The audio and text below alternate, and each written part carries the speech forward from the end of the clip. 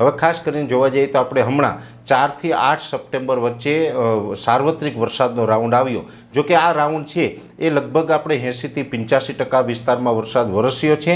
એમાં પણ લગભગ 40 થી 45% વિસ્તાર તો એવા છે કે ત્યાં અતિવૃષ્ટિ જેવા અતિભારે વરસાદ પણ પડી ગયા છે। અતિ વરસાદ પડ્યા છે અને તાપમાન છે આપણે ત્યારે નીચું હતું। હવે આ વરસાદનો રાઉન્ડ પૂર્ણ થયો એટલે અચાનક જ ફરીથી આપણું તાપમાન છે ઉચકાયું છે। અત્યારે એવરેજ ગુજરાતનું તાપમાન છે 34 થી લઈને 38 ડિગ્રીની રેન્જમાં આવી ગયું, એટલે ખૂબ ઊંચું તાપમાન આવ્યું છે। એટલે હવામાનની અસર છે એ પણ આપણા પાકને પડતી હોય છે। સ્વાભાવિક રીતે જેવી રીતે આપણે માનવ સભ્યતાની અંદર પણ હવામાનમાં બદલાવ આવે તો આપણે પણ શરદી ઉધરસ તાવ જેવી બીમારી આવતી હોય છે, કેમ કે હવામાન છે સજીવ ઉપર વધારે અસર કરતું હોય તો એવી રીતે પાકમાં પણ અસર કરે છે ને પાકમાં પણ આવી અસર અત્યારે જોવા મળી રહી હશે ને ઘણી જગ્યાએ હવે જોવા પણ મળશે। ખાસ કરીને અત્યારે જે પાકની અંદર એક તો નીચે ભેજ છે, વધારે વરસાદ પડ્યો છે, ઉપરથી તાપમાન ઊંચું આવ્યું છે, એટલે ભેજ અને તાપમાનને કારણે મગફળી અને બીજા અન્ય પાકની અંદર સફેદ ફૂગનો ઉપદ્રવ પણ જોવા મળતો હશે। સફેદ ફૂગનો ઉપદ્રવ હોય તો ખાસ કરીને કોઈ પણ સારી કંપનીનું ટ્રાઇકોડર્મા છે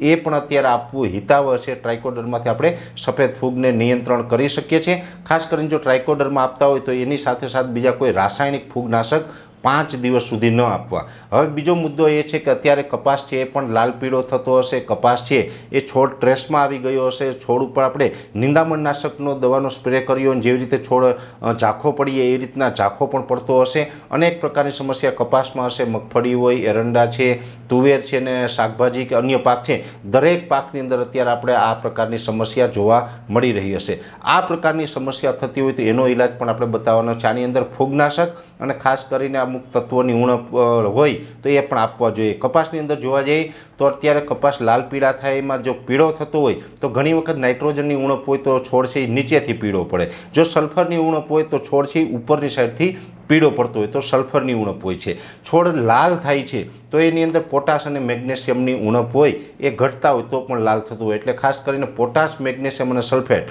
આ 3 વસ્તુ આપવી જરૂરી છે। આમ જોવા જઈએ તમે બીજી રીતે પણ આપી શકો, ખાસ કરીને ઇઝી રીતે આપવું હોય તો ઘણી બધી કંપની જે આપણે પોટાશ મેગ્નેશિયમ સલ્ફેટ બનાવે છે જેને આપણે PMSથી ઓળખીએ છીએ। PMS એટલે એની અંદર 22, 18, 20નો ગ્રેડ આવે છે। 22% પોટાશ હોય, 18% મેગ્નેશિયમ હોય અને 20% સલ્ફરનો ભાગ હોય છે। એટલે આ 22, 18, 20નો જે PMS આવે છે પોટાશ મેગ્નેશિયમ સલ્ફેટ એ અત્યારે આપણે 1 કિલો પેકિંગની અંદર આસાનીથી માર્કેટમાં મળી જાય છે। કોઈ પણ સારી કંપનીનું PMS છે એ લઈ અને એક પંપમાં 100 ગ્રામ નાખવું